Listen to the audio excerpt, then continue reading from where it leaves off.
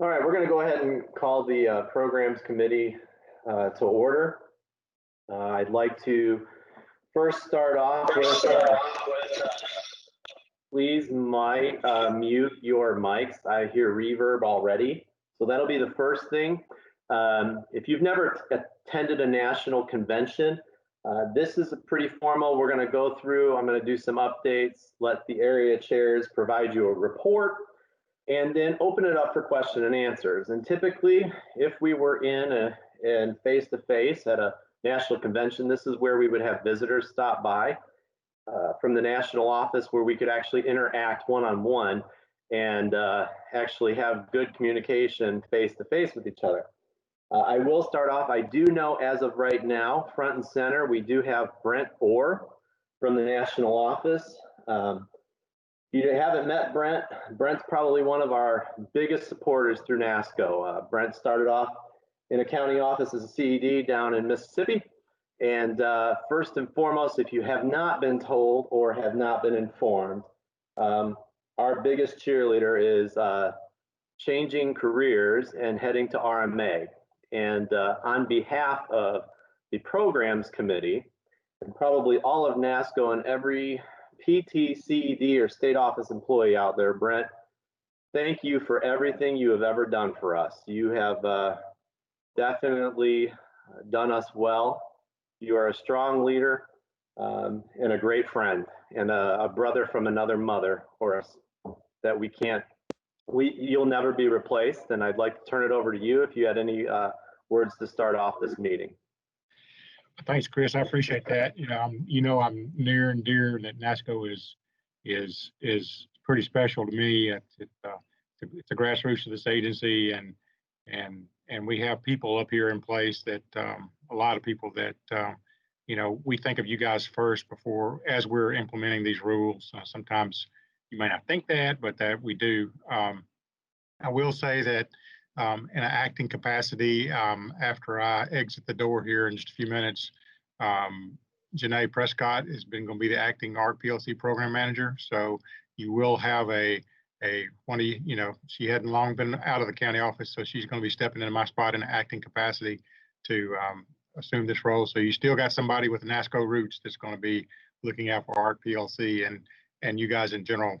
You'd be surprised how when we go through these organizational meetings of new programs that we have Mario that works out in Kansas City and Janae from Idaho that have recently come in from the from the county office, and we greatly rely on them to give a county office perspective about things that are going to get implemented. So you're heard, and we just want you to know that. So I love you guys. I'll still be at conventions. I'm not going to miss that at all. So just stick to it. I'll be around for a few more minutes if you'll have questions, or else I got to bug out to the airport to go take care of my mother. So it's been a pleasure, and I'll still be around.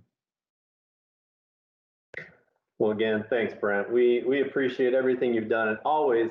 And to everybody that's attending this, I could probably tell you that your 5 area chairs would back me on this, that Brent is always looking out for us, looking for better ways to serve the producers and help with the workload out in the offices here. To those of you that have never attended a national convention, next year it will be held in Fort Wayne, Indiana. I'm lucky to say that our Midwest area chair, Jamie Garriott, is the National Conventions chair, and I'm sitting in the state that'll be hosting. Relationships that have been made through NASCO at these conventions, just an example, my friendship with Brent is one. These people take their time, they show up to these meetings, we would all be in the same room and working towards the same goals, but also spending quality time bonding and figuring out each other and what drives each other and just the friendships that develop. So if you enjoy this year's virtual convention, I can tell you by far in 360 some days, or 350 now, you would be enjoying it more if we're face to face at that time. So start off with some introductions. If you don't know me, my name is Chris Hare. I'm a CED in West Central Indiana. I've been with the agency going on 18 years now. I started off as a program technician for a year, then became a cop for a year, and I've been a CED ever since.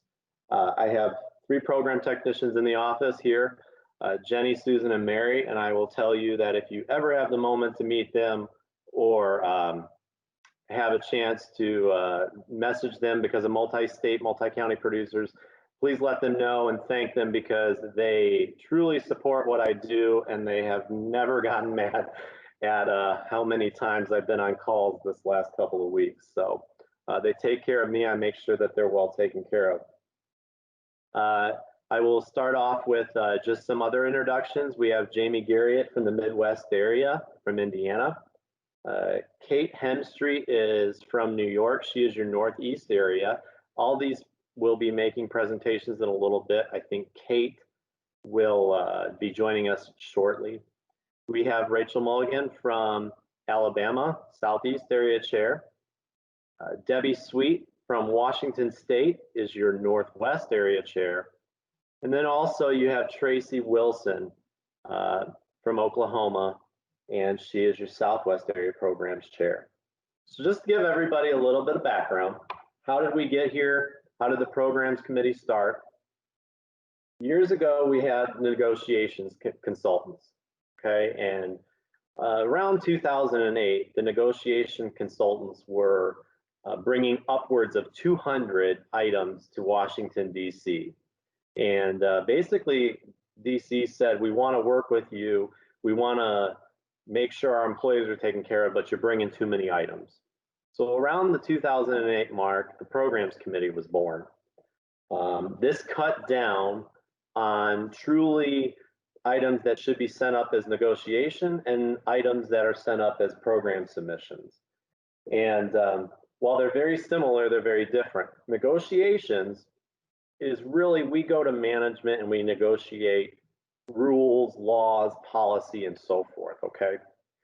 What the programs committee does is we go and we say, can we make the software better? How can we make things more efficient? So we have these 2 different items going on, both with the same type of nature, but one. My big goal, one of my overall goals in this role this last year was to maintain the current relationships we've had with Washington, D.C. folks, but then also build upon them.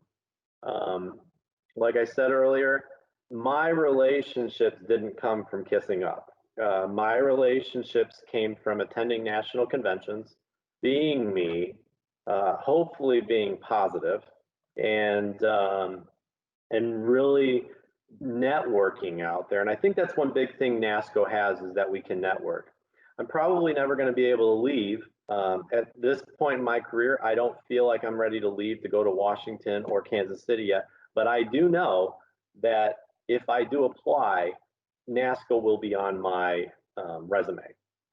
They think very highly of us, and there's going to be other things that we go into a little bit later, but I just want you to know that the national office, like Brent said, has nothing but our hearts and our minds in their mind when they're trying to roll out programs and software. So my big thing was I wanted to maintain what we have, but build upon it. And back in February, Brandon and Marcinda and myself actually had a face-to-face meeting with each department out in Washington before COVID hit. And of course, Brent, yours truly, was very complimentary, the thought that the way we handled it worked really well.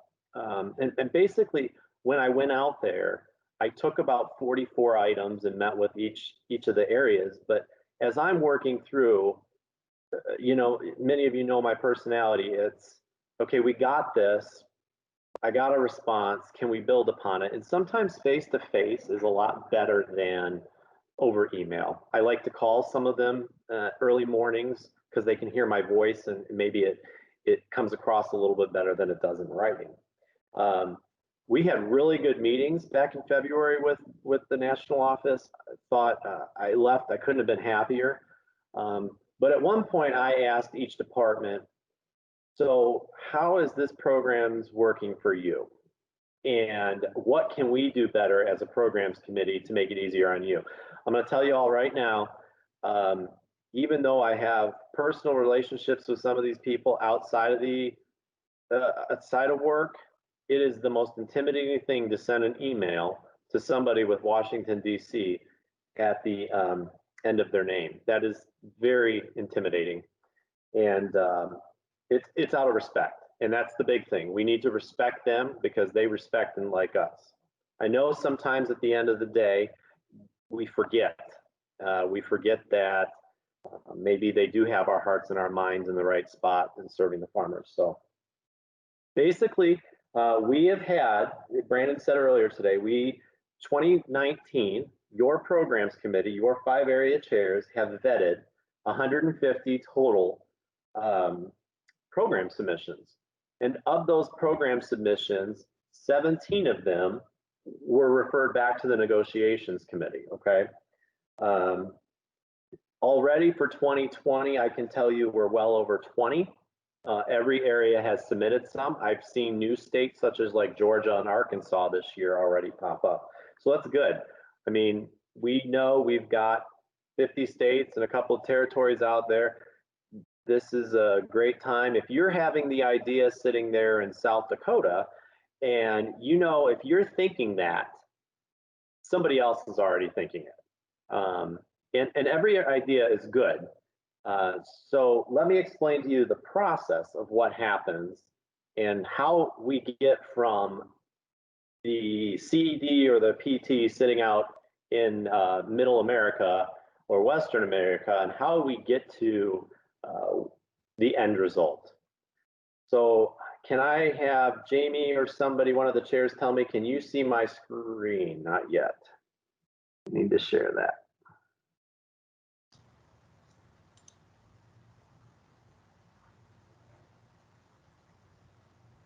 Okay. Can you see my screen? Yes. Okay, so the first thing, when anybody comes to me with an idea or anybody comes to an area chair, we typically tell everybody, hey, you really need to submit this through the NASCO program submissions. And so you go to the nasco.org webpage, and here you have all of your information there. You want to go to the programs. And under the programs tab, you got 2. You got program responses and program submission. We're going to go ahead and submit a program submission. However, I do want to tell everybody that starting September 1st, as we get responses from program submissions, they are going to be immediately uploaded to the website. And if you've registered following the email and joining the NASCO updates, you will get that by entering your email address, okay? So we're going to go ahead and we are going to say that we're going to enter a program submission. And here, basically, all you have to do, fill out your email address, your contact name, contact phone number. And like I said, I'm a verbal guy. I like to talk to people. So you may get phone calls from me explaining a little bit more what you want to do, or if we think it's a great idea, I like to call the people and it's like they know they're hearing from us directly. Then you need to choose your state, so forth. And I like to know the county office so we can tie it back. And one thing that I have noticed this year with program submissions, it's kind of difficult to figure out which category some of them are. So if you can be as accurate as possible with what you're trying to do, that's great. I do know sometimes common farm records kind of goes into compliance and conservation and all that. I know that they kind of overlap, so it's not a horrible thing, but and then we gave you the room for other. Basically, after you choose that, what we'd like to do is we'd like for you to put in what the issue is. Tell us what the problem is and why. So we got the issue. Then when you need to give us facts, I love to see handbook references. That only helps the area program chairs and myself really dive into this. So you got your issue, you got the facts, and then you got your solution. And I'm one that's really big about saying, don't just tell me this software is horrible. You didn't give me any reason why you feel that way, or a handbook reference telling me why. But tell me your proposed solution, because a complaint without a solution is just a complaint. And while we'll take the complaints, I want to resolve your complaints. So your proposed solution, tell us what you want. And this is one thing that came out from the Washington meeting was we weren't as detailed as we wanted to be when it came to reports. And I'll use, for instance, it came out of Illinois. Jamie worked with a gentleman and myself, and the report is coming. They were able to do it, but it took a lot of back and forth. So the more detailed you can be in your solution or your end result is a lot easier on everybody in the long run. I believe the safety net division came back one time and said, well, you've already got that report. And we went back again and we needed more details. So always be as detailed as possible in here. This is also a new entry here, expected target date of implementation. This came out of the Washington. Their suggestion to us was, tell us when you want to see this done. So we had a really good example last year. Again, I think it came from either Southwest or Midwest. It came from one of those areas, and it was about rollover or subsidiary. And it came 2 weeks after rollover. And we just missed the cutoff. So what DC wanted to see was, well, when are you expecting it to do this? So that person who put in the subsidiary comment or submission, you know, they could say the expectation would be of 10/1 of 2022 now at this point. Tell us when you want, or should it be done at 4/15 of 2021? Give us a date of when you think that it should be targeted. You know, keep in mind your deadlines. Crop certification for some parts of the country is July 15th. Like we heard earlier, there's different reporting dates all over the country. So, you know, keep that in mind when you're doing that. Then after you submit this, you get an automatic email of what you provided. And so with that, then you've got a copy of what you submitted, and you got a copy of what you submitted. And now what we do is once a week, and are we good with the camera? Nod yes. Can we see me, or are we still looking at my screen? I see. All right. Okay. So then what we do here is every Friday, I will pull down from the Google Drive that we've set up that you've just entered your information in. And I start dispersing out after some administrative processes. I start dispersing out through each program area chair. If it came in from Idaho, Debbie's going to get it. If it came in from Maine, Kate's going to get it. So I disperse them out and I say, hey, look, what are your thoughts on this idea? Is it good? Is it bad? Or I may put some input in and say, hey, just locally, I noticed this, and you know, this may have merit. Sometimes we may kick them back and say, this is a great idea, but I think it will be better addressed in a face-to-face meeting. And if you get that, know that it goes into a special place in my binder for when COVID is over and we can go back and face-to-face or do a Teams meeting like this with DC. Because sometimes it takes a little bit more money, but if they hear the need and have follow-up questions, then, you know, maybe sometimes that's better. So then we vet these and we determine, do they go up? Are they negotiation items, or should we sit on them and wait until we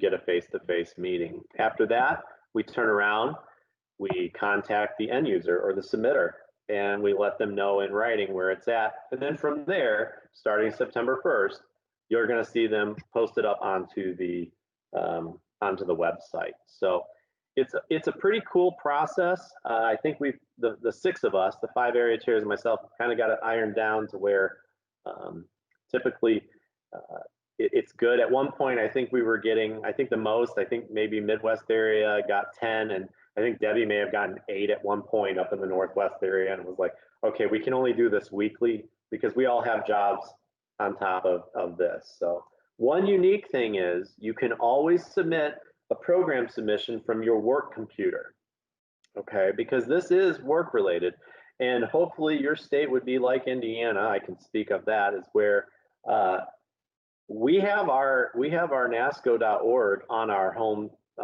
web page, which is really cool. The state office does support us and think highly of us. So so now, with that being said, I've kind of talked a little bit enough.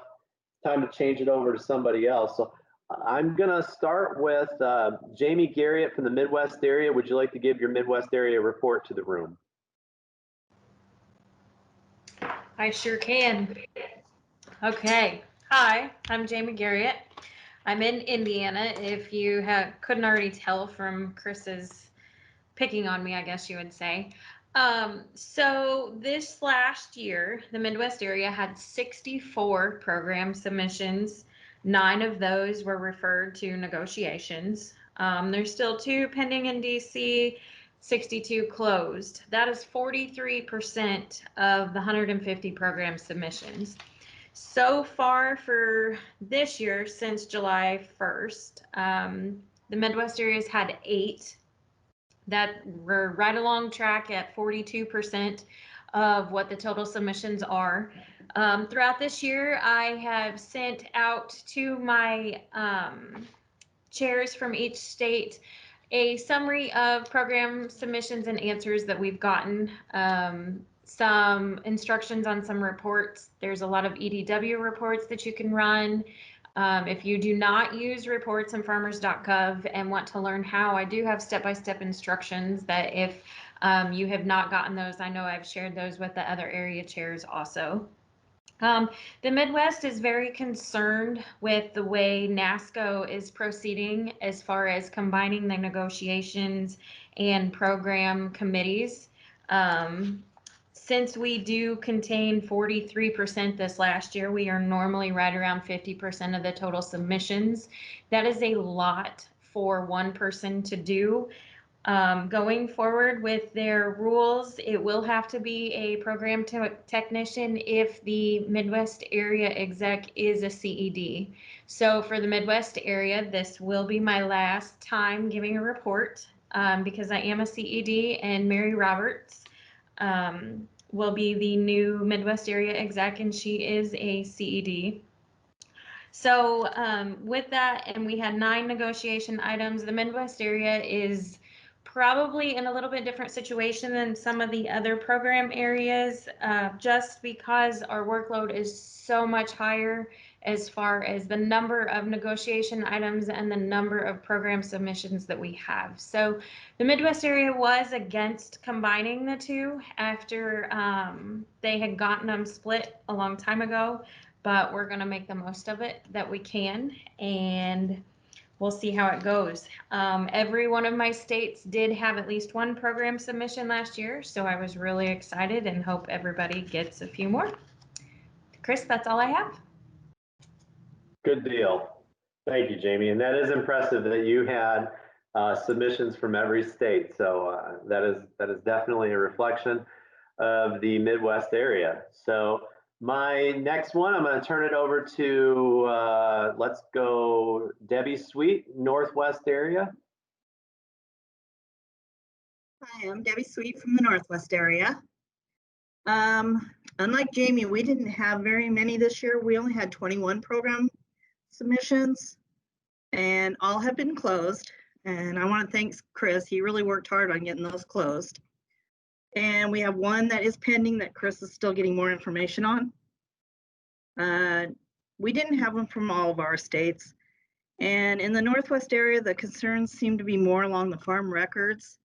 I think reports and things that had gotten taken off and they wanted back on. Some of the other concerns were cars and WIP. I guess we got a lot of positive feedback from the national office. That's about all I really have. And this also is my last year. I'm going to step down, and Lisa Weiss from Nebraska is going to take over. And she's young and has lots of good ideas, so she's going to do a great job. And thank you for all you do, Chris. Well, I appreciate that, and thank you for all that you do and all that Jamie did. Okay, the next one, we're going to start with Rachel from the Southeast area. Hey, so if you didn't see already, I'm down in Alabama, and this is my first year to be a committee chair, so all of this is very new to me. And so I've got a small report for you guys. So the Southeast area, we also didn't have just a ton. We had 24, and one of them was referred to negotiations, and we have one that's pending a DC response. And I don't think we had all of our states to send in a program submission. And then for negotiations, we had 9 in the Southeast area, and those just came from 4 states. So again, not a ton, but I don't have a lot to say on the report other than that. But I did want to say that being a first-year committee chair, this has really deepened my respect for NASCO and all the hard work that goes into all of this stuff. I really didn't know. So yeah, thanks, Chris, for everything you do. And the other committee chairs, y'all just blow it out of the water, and I look up to every one of y'all. So I hope that next year, I can have a more awesome report. And so thank you guys for everything you do. Well, thank you, Rachel. I'd say that you stepped in and you've done a phenomenal job taking over and taking it by the reins and just getting after it and doing double duties this year. The Southeast area was the first area to appoint the negotiation / program chair. So you've done a great job with that. Thank you. Okay, Tracy Wilson, Oklahoma Southwest area. Hello, everyone. As Chris just said, I'm Tracy Wilson, and I'm a program technician out of Oklahoma.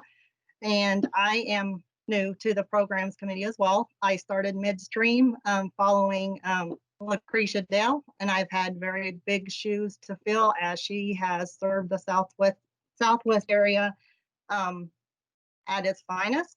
And I too have a small report for you. Oklahoma, or not Oklahoma, the Southwest area had 34 submissions, which is roughly 23% of the submissions. 32 of those have been closed, and 2 of them we are currently working with the submitter to get more information before submitting them to the national office. We only had 3 of our 9 states submitting programmatic items. Kansas had 9, Oklahoma had 1, and Texas had 24. So the saying that everything is bigger in Texas holds true with this as well. I want to tell you, Chris, thank you for all that you have done. You have been a great mentor and a great leader to those that have served on this committee. Like I said, I got into this midstream. However, I'm not new to NASCO or to FSA. I have been serving the Southwest area as the negotiations consultant. And I know that there are a bunch of concerns about combining the programs committee and the negotiations committee, but I'm in a unique situation where I have served as a negotiations consultant. And in our situation, it has worked well with it combined. And I hope that going forward that it will work well in the other areas as well. And that's all I have, Chris. All right, thank you, Tracy. Kate, were you able to join yet? Kate Hemstreet. Well, before I go into a few and then turn it over to some Q&A for everybody who's on the call, I first want to show my gratitude towards these 5. You know, it's like here in my office. You know, the PTs, they make you or break you. And these 5 have worked very hard and have made me look very good. They have become quite the team. I've seen conversations between them all, but my appreciation for them is very great. And I also have to add 2 other names to this. Lucretia Dale from Texas and Amy Ladd from Mississippi. Those 2, they were replaced or moved on. I know Amy moved on to the state office. And if you know Amy, she's a big supporter of NASCO, but those 7 people right there work very hard for you, serving your areas. And I would be amiss if I didn't mention Amy and Lucretia, because they too put a lot of time in early on during this fiscal year, and I want to thank them as well. So you've heard in a couple of the reports there about the negotiation and the programs committee combining. So the executive board, I want to say last fall, put a motion together and started reviewing efficiencies. And after taking this over, I did say there were some inefficiencies that we were doing.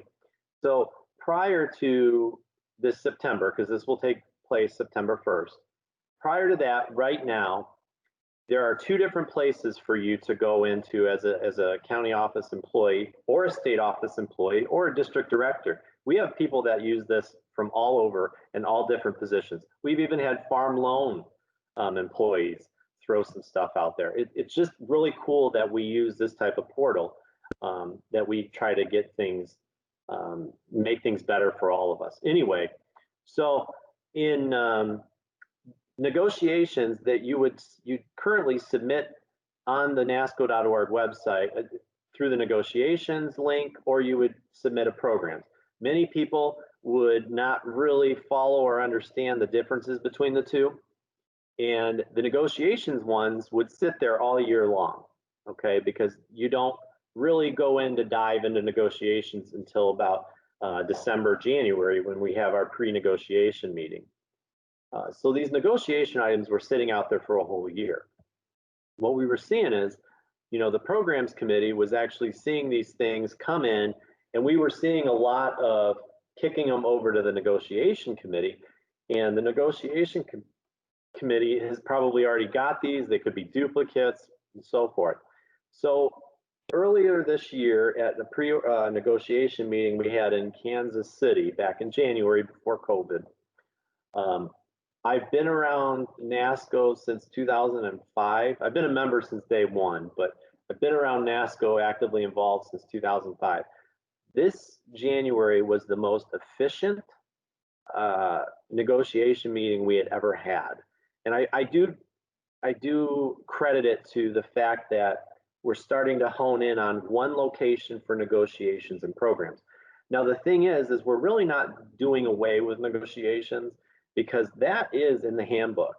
That is something in our labor management agreement. So it's probably going to be called the negotiation/programs committee, because in our labor management agreement, we have that. That is a very unique thing that we have, is to negotiate face-to-face with management. So we're not getting rid of the negotiations. And, you know, there have been a lot of concerns. Jamie brought this up earlier about workload. But what we're already seeing is the workload is being kind of pushed out already, because there's been things where maybe Tracy got, and we already determined right up front, no, that's a negotiation item. And it's cut down on duplication of certain things. So back to Kansas City in January, we saw a lot of efficiencies. On the team there for the negotiation consultants, and Jamie led to this earlier, if the exec is a CED, the negotiation consultant has to be a program technician. If the exec is a program technician, then the negotiation consultant must be a CED, so that everybody is fairly represented. So starting September 1st, when we move into our new fiscal year, we're going to see a change of hands. Well, back in January, the 5 that we had on the negotiation consultants was Lisa Weiss from Nebraska. We had Tracy Wilson. she's already, the Southwest area was the next to follow, the Southeast area. So Tracy Wilson serves duplicated roles as the negotiation consultant and the programs committee. We have Rachel serving from the Southeast area, both committees. We had Jamie McLean, who, lucky Jamie, just got to retire not too long ago from Maryland. And and Debbie Staley, actually from Illinois. And those 5 came together, and what we do in the negotiations the pre-negotiation meeting is we basically take these negotiation items and we determine whether or not they're negotiable, they're legislative, or we kick them over to the programs. So this is where one of the efficiencies of combining this is, because by the time we get to negotiations this December, they should be truly all negotiations and not having to kick back as many back to the programs. And like I said, there's always that other legislative issue as well. So these 5, I'm telling you, that was probably one of we did more business in that day and a half than I remember seeing. It just seemed to be really smooth and pretty fluidly. So that's going to start taking place September 1st. I encourage everybody has ideas. Every idea is good. And I think the 6 of us have done a really good job of pretty well saying, hey, look, if you got that idea, submit it up. I do want to tell everybody that's attending this meeting today, server host issues. I've had a lot of discussion with Lisa Berry on this. Most times it is not the software that fails. It is a server or a host issue. So what Lisa and I have discussed is, we have a lot of people that like to complain or don't want to submit or take the time to submit work tickets. That's how we let them know. Typically in the morning, if I get in and something's not working, there's an email directly to Lisa, which I have that doorway with the national offices as chair. I don't suggest anybody else doing that. So typically, if I find an issue very early in the morning on Eastern time, I'm reporting it right away. I encourage everybody to submit work tickets. Let them know it's broke. Let them know it needs fixed. But she did mention, and she's typically one that likes to sit in on these. She has our heart in her head. She supports us wholly. Submit those work tickets. The other thing that I wanted to really discuss before I turn it over to the Q&A part of this is be very careful on social media. Many people across the country are in the USDA FSA room. There are many people from the national office in Kansas City in that room. And you may not know them, and that's why I encourage everybody to start getting involved with NASCO. Even if your goal isn't to move up or you're happy where you're at, but you want to try something different and get involved, I encourage you to get involved with NASCO because, like I said, a lot of the ability that I've had, I have to attribute back to NASCO, where I've been asked on these national task forces and everything, and I don't have to move, and they're short term. And that's one benefit. And I really do encourage everybody, if you get the opportunity and we're face-to-face in Indiana, please go there and attend it. They've just got something really good lined up. And this is where you start making your face known. And like I said, you don't want to move, get your face and your name known in a positive way, and you can maybe be on a task force or writing a handbook or writing software. And you don't even have to leave your home or maybe travel very minimally. So there's that, but let's go to the Facebook page. It's been pretty tense on there. I'm not gonna sugarcoat it. It's been pretty tense. I think we're all tired. If you really think about it, my program technicians and I were just talking. Since MFP1, the fall of 2018, we have been running nonstop. Then you throw a furlough in there, and then you throw a COVID in there. I'll be honest, we're getting tired, right? And when we get tired and we're trying to serve the farmers like we typically do, but you can only have one person in an office, we can kind of get edgy. And these 3 will probably tell you that I've been probably the edgiest one. But we got to be careful with what we're putting out there. And I am going to use a prime example because it really hit home with me. A few weeks ago, I put on Facebook, I was searching for assistance in regard to an issue. Let's just leave it at that. And I didn't know, I've studied my handbooks and I didn't know where else to turn. And a lot of people shared their experiences openly in that room, right, wrong, or in between. Some shared them privately on Messenger with me. I appreciated everybody. A lot of thoughts, and some thoughts I didn't even think about. I was contacted about a week later, and an employee actually got served a reprimand for what she put on the Facebook page. She posted it on a Saturday, on her own dime, on her own time. But if we look at the employee handbook relations guide, you know, we're government employees, taxpayers pay our dollars. We should always be representing the government at most. This one hurt me. This one hurt me big because I'm the one that asked for help and somebody got reprimanded. And honestly, I remember reading it, I think, but it wasn't bad. In my eyes, it wasn't bad. In somebody else's eyes, it was. Whether that person saw it firsthand or somebody took a screenshot, it hurt. It hurt me more than anything because I am the one that asked the question. And so I really want to caution everybody on that.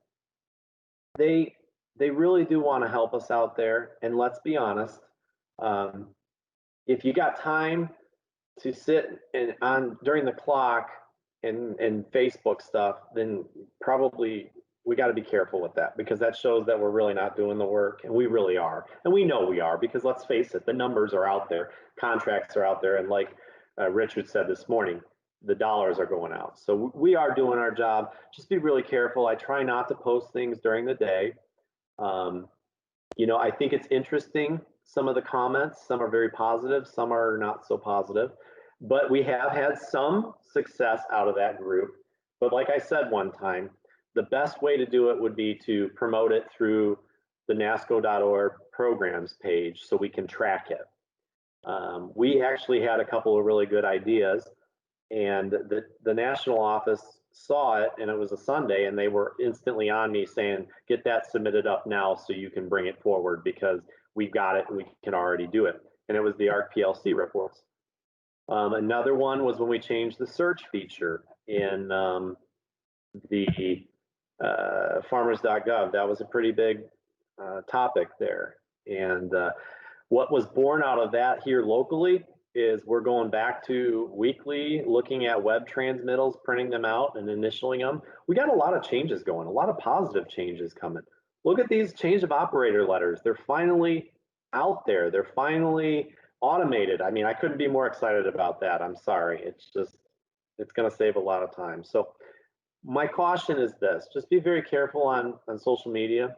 I don't want to see somebody get flagged as an employee that we don't want to recognize someday and move up. I want everybody to carry it forward because someday you could be sitting out in Washington and directing and leading us. So just be very careful with that. So with that being said, I feel like I've talked long enough. I don't know if Kate Hemstreet got on yet. I think she is. I did. I apologize. No, Kate, you're all right. Hey, do you want to go ahead and give a Northeast area report and an update? Sure. I did not attend the Northeast Area Convention as we did not have it. Our convention was right on the cusp of COVID, if you will. It was on and then it had to be off. So that was pretty unfortunate. Not good timing, but definitely not our fault. You know, the activity level, I would say recently has been pretty quiet, and I think that's pretty consistent across the area in terms of program things. I do have a couple of things that have come in recently. So I think that, I guess my assessment is that people are, as you mentioned, Chris, flat out and have been for the past 3 years, it feels like. I don't know if it's been quite 3 years, but that's what it feels like at least. So I think I've seen kind of a decrease in local activity, but I don't think it's because people's activity has decreased by any stretch of the imagination. I think it's that people are really just, you know, trying to focus on getting the work done, and hopefully when things get a little bit of relief, people will be able to submit some of the things that I know that they've come across. And I do have a couple of things to send up the ladder, but I would say by and large the Northeast area has been busy and therefore quite quiet, which is not really the normal case. All right, Kate. Well, I appreciate it. So this is the point of the call that I'm going to turn around and are you there?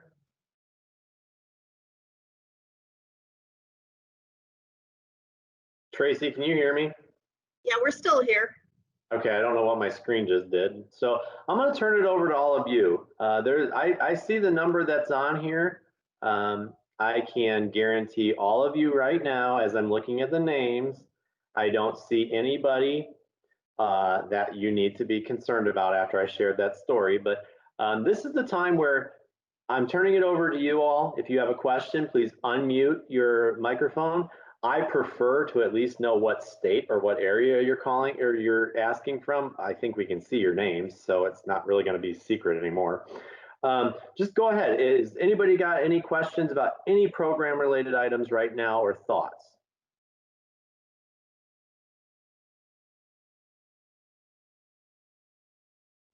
Really? Chris, I'll share one. So I have 2 brand new PTs. And I was telling them yesterday about how when we started so many moons ago, there was a really fancy Excel document for PL that you input the name and address, and it did like all the name and address and all the forms. And here we are, you know, 15 plus years later, I'll just leave it at that we are having to type in like name and address on a direct deposit, name and address on the AGI. So if subsidiary, I mean, the business file is definitely a step in the right direction, but if we could get some of those other eligibility forms to that next step, that would be an amazing time saver. I am glad you brought this up. Good out of the gate question. So I do remember that Excel sheet back in 2003. And then I remember the core reviews of 2007 and 2008 coming in and we having to redo a lot of things over again. One thing that FSA USDA group is really good about is they share ideas, okay? They share ideas, and I believe the young lady out of Ohio has designed something like this, and it went out, and then long story short, it got pulled back. Got pulled back not because it was bad. It got pulled back because we needed to get clarification guidance from Paul Hansen in the national office. So I'm glad Kate brought this up, because if you have certain things that you use, whether it's in your state, your county, or whatever, please get them to your appropriate area chair and myself. We will look at it. And we did take that, what we called the packet, the PL packet, we sent it to Paul. And the funny thing is he didn't cringe about it. He said, we need to look at this more, because if it is a time-saving tool, great. But we got to make sure that we look at it at all angles. How do we break the system to make sure that we don't get a bad core review, essentially? How do we make sure that we maintain this type of package with the same, with the updated forms, or who's going to do that? So I really do encourage anybody who's got a tool like that out there, get that to their area chair and myself, and we will run it up. And we do, all of these submissions are anonymous, okay? These people do not know where they're coming from. Anytime we send anything up, I remove everything. It's a complete separate process. And really, if the national office wants to get a hold of somebody directly, I go to the person who submitted it and say, they want to talk with you directly. Can I give them your phone number? You know, like the today button. You guys are starting to, we're all starting to see the effects of that today button. Really cool idea. Came out of Nebraska. And basically Mike Walter from Kansas City said, I want to know who did this because I want to design it right and give it to them. So then we started emailing each other, and that's how the birth of the Today button came around. So they want to hear us, okay? They really want to hear all that. So I'm glad you said that, because tools like that need to be routed up the appropriate way so that all chains can look at it and effectively try to break it to make it the best thing. So thank you, Kate. That was a good opening question. Hey, this is Carl Warner from Smith Center, Kansas, the Yeah, geographic Carl. center of the U.S. Hey, in reference to that, several years ago, I submitted a suggestion up the ladder on having a radio button, say for instance, in your 902 file that you click on that would automatically print the 1026, the direct deposit, everything, since you've already got the name and address pulled up, creating your, say for instance, a 902 file. Normally, yeah, you go into the old one. Or even if you were in doing an Yeah, maybe I did RPLC it back in- contract, where you could go in and click a radio button to get What the if you go on it? potential forms that you need filled out to complete that eligibility or that producer's file, say a 633 EW 941. They thought it was a good idea, but I've never seen anything since. And that was about 11 years ago. Go on when and I submitted verify that. it. And then see if that changes. Okay. First of all, if you might not be on mute. Yeah, if you said what, that was, yeah, hi. Okay, so back to Carl's question. So Carl, make sure I understand this. You submitted this about 11 years ago. We've not, they thought it was a good suggestion. So what I would like to do, and sometimes we got to understand, sometimes these suggestions cost a lot of money. I know 2 years ago, I think the IT budget got cut almost half. It went from maybe 12 or 13 million or billion down to like 6. Okay, so it was just slashed, and we had to do the bare minimum. Well, this last year, when you see all these really new updates, we got some more money. They found more money and they gave them. With that being said, I think, Carl, I'd like to probably visit with you one-on-one, since this has been submitted in the past. I may have you routed up again, so that way it's an official request, but that is a perfect idea, an example of what we're looking for. Well, that would save the packet. You wouldn't have to have that packet that you'd have to change the documents all the time, or somebody would have to keep it up. But that packet is still subject to manual input, because you're going to have to put that name and address, social security number, what have you, in there. But when you've got the program already pulled up and have all that information brought in, you should be able to just click a button to print all your needed forms and make it a multiple choice, so you don't print everything, because not everything needs to be printed. But I don't think I went through NASCO on that. I think I went, it was a different route that we had back then, and it didn't go through the NASCO, the suggestion. I'll have to look for it. It was 11 years ago. A lot of water's gone under the bridge. Well, I appreciate that. And yes, keep those type coming. I thought you were going to go after the automating 903s and letters. That's been submitted. I want to say it came out of Kansas, and I couldn't be more prouder, because I've been barking up that tree since 2008. I don't understand why we can't get that, but maybe we're going that right way. So, okay. Chris? Yes. This is Debbie. I'm gonna have to get off now because we have the Northwest area breakout now. So I just wanted to say thank you and keep up the good work. Thank you, Debbie, and thank you for all that you did for us. So I'll get out to Washington soon. Okay, you do that. See you later. See ya. Okay. Any other follow-up questions? I know that some areas are having their breakups in 5 minutes, so I don't want to rush. Midwest area already had theirs, so if you want to stay on and ask questions, we're here until 4:30 Eastern time. Chris, I do have a question. Sure. I know there was somebody else. This is Jeannie Schmidt from Missouri, and that packet you're referring to on the PL, is that available for use? Currently, not right now. They do have a copy of it. I do know that once it hit the Facebook page, it flooded states, and then I think state offices started monitoring it, and then the national office got involved, and that's when Paul Hansen and I started working together on that type of issue where we've got these tools out there. So it's not available yet. It is a good tool. I mean, I remember the one back in 2003 or 4, so it was nice. Okay, who was next? Somebody else was getting ready.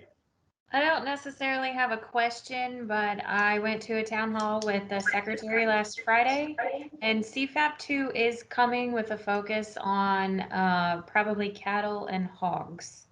There is already a form out there, and there will be OIG audits on it because it's on their checklist already, so it's coming soon. Is the form, are they in process? Is it in clear? It's working through the system right now? I don't know. It's a 3117 instead of a 3114. Okay. But I have not checked on the forms site yet. So they're focusing mainly as CFAP 2 on cattle and hogs. Any talk of grain or any type of time frames they mentioned? He did not elaborate. He talked a little bit about, the CFAP has helped, blah, blah, blah. And then he said, and CFAP 2 is coming, so hold on.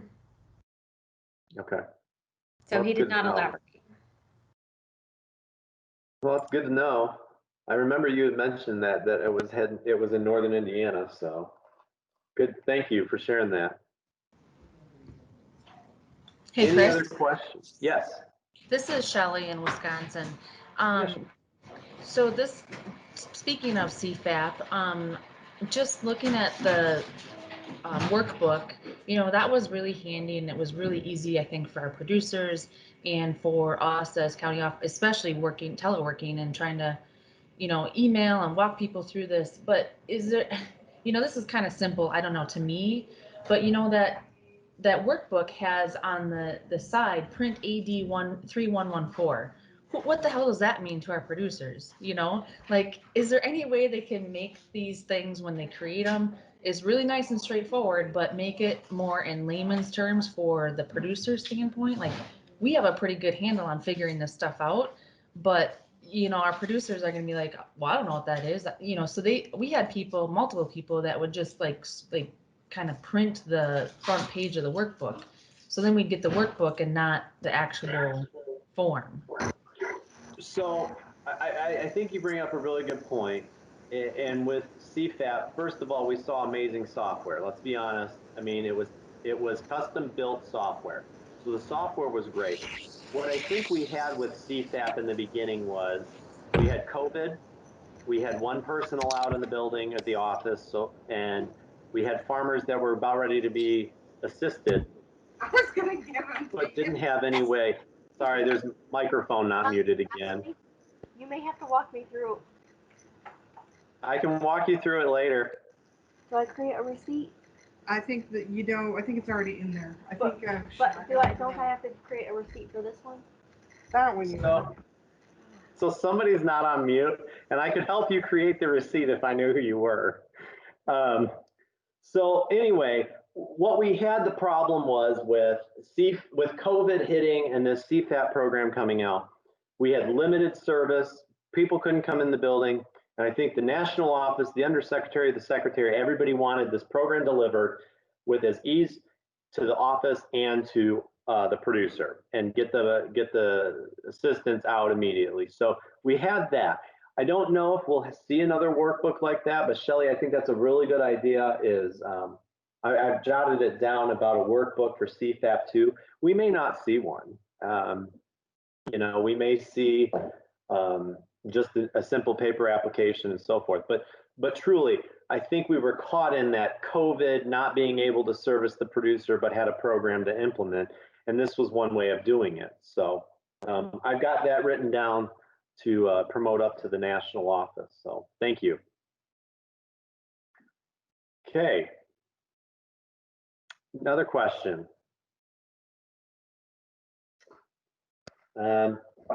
While we're waiting, I just thought I'd let you know a couple of pending items that we've got going on right now. We've got the 903 is a submission.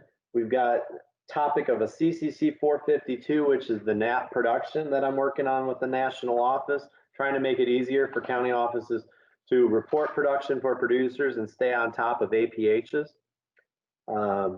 This one was really a good one. It came out of the Midwest area, and when I sent it to Jamie, she was all about it. You know, date stamping. Pretty simple. Date stamping, put a place on every form for where the date stamp should go. You know, something that simple is a great idea, and maybe we can get it, and it will cut down on core reviews. We've got submissions about the 325 and NPS. Couple of compliance issues, which I should probably circle back around, is the 578C, and then also the end dates for cars. There was a submission there. I do also know, and I'd like to work again with Washington, was revisiting the final page of the 578, where maybe on the top section, the producer could certify just the crops and maybe forages, grazing, and so forth, and then have a second section for just the CRP acreage. That would look a little bit nicer and more professional than drawing a line and having Chris Hare scribble his name down. Just to give you some updates on that, you know, real estate, what they call the room on the 578, is very limited. So we have to be very careful when we're altering a form, every form, to be honest. And that was submitted from a user in Kansas, and I loved it, and visited face-to-face with the national office in February, but unfortunately we didn't get anywhere with it, and we're going to circle back around because even President Wilson thought that was an amazing idea that we could probably try to get. So that one's not off the table yet. Chris, when they're, maybe that's something we need to bring to their attention now as they're working through the point and click. So they're doing that software and everything. Is that something that they can work into that new one now while they're still working at the bugs? That's actually a really good point. And that's going to be the way I approach it. You know, maybe it got shot down coming out of the cars, but maybe out of the gear system or the point and click might be better. So thank you. I got that notated. We got some facility loan action going on. And then other than that, just a couple other here and there items that we're working on. But any other questions, comments, ideas, thoughts? This is your time. Please share it.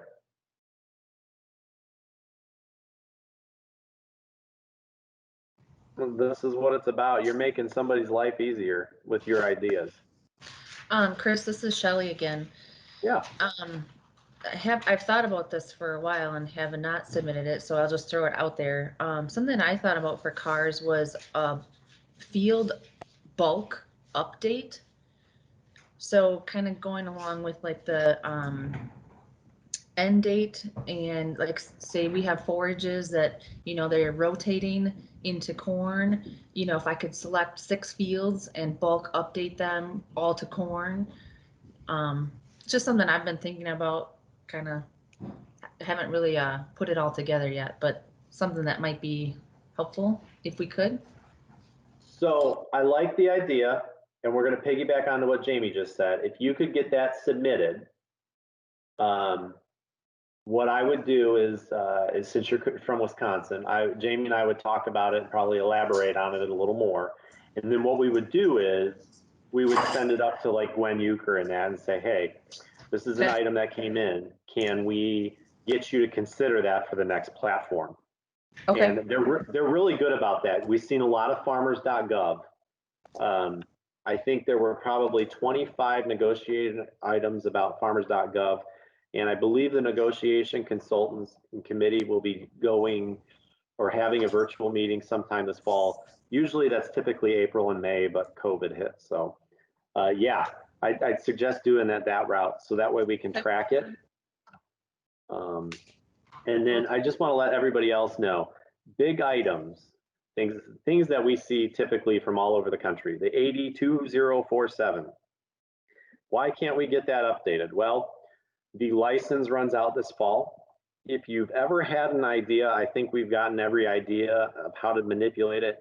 Birth date, county committee, LAA, race, gender, all those items that you load into business partner, excuse me.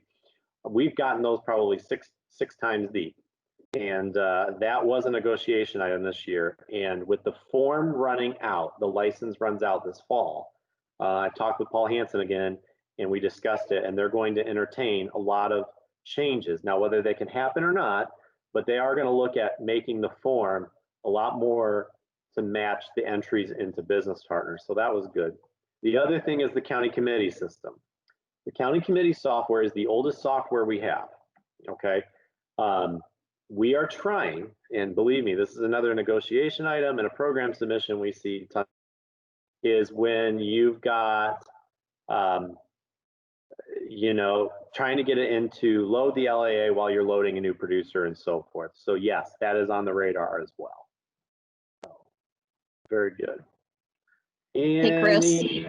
Yeah. Chris, something else that may be helpful on that 2047 form is we do a lot of text messaging through email with our producers. So if we have their cell phone number and their carrier, then we can send them a text message through Outlook.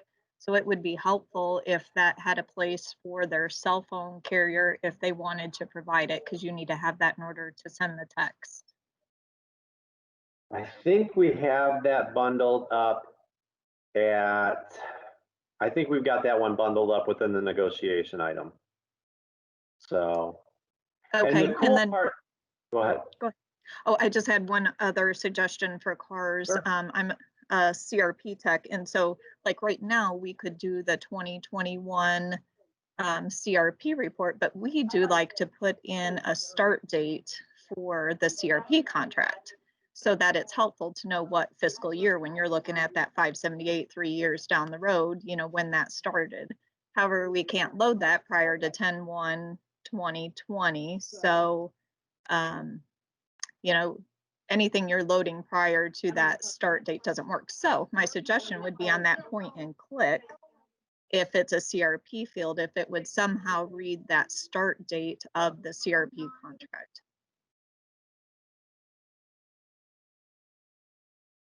I'm going to ask you what I just asked Shelly. Can you do me a favor and submit that through NASCO? I think I can get that one routed to somebody pretty quickly. Sure, no problem. Yeah, that's a good idea. Very good idea. Okay. Yeah.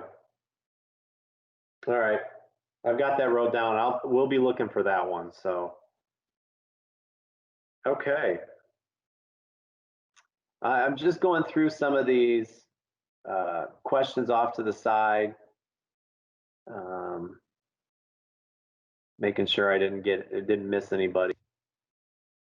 Tomorrow, you're here today. Tomorrow during the Q&A, I really do encourage everybody to ask questions.